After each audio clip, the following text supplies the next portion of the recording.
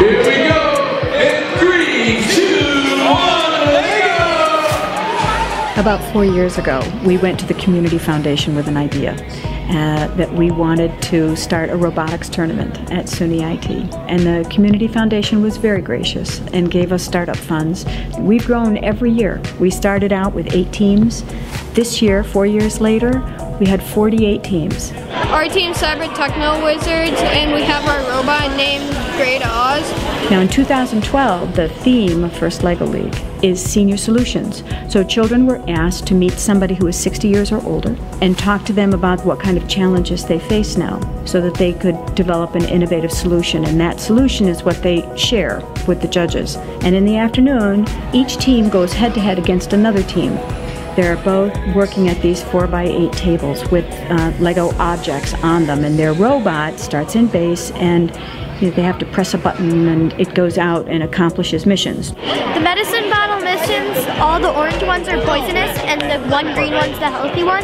The robot has to pick up the green one, bring it back to base without disturbing any of the orange ones, moving them. He has to grab the green one on his first try so that the senior can have it for medicine. What I love about First LEGO League is that it allows children to approach and come up with solutions to real-world problems. It engages their minds, it engages their emotional selves and their teamwork. One of the great things about being in the First LEGO League is you're teaching the kids life skills about how to compete and cooperate in the real world. I met people and I learned that it's not about winning, it's about learning stuff. It gives them hands-on learning opportunities in science, technology, engineering, and math in a fun way.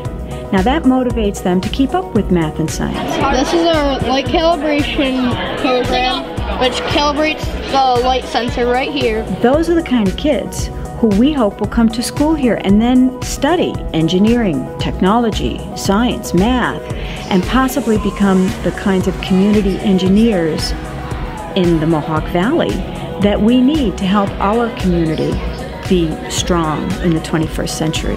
And I love the fact that the Community Foundation agreed that this would be a terrific way to grow an asset in the community. And what that asset is our children.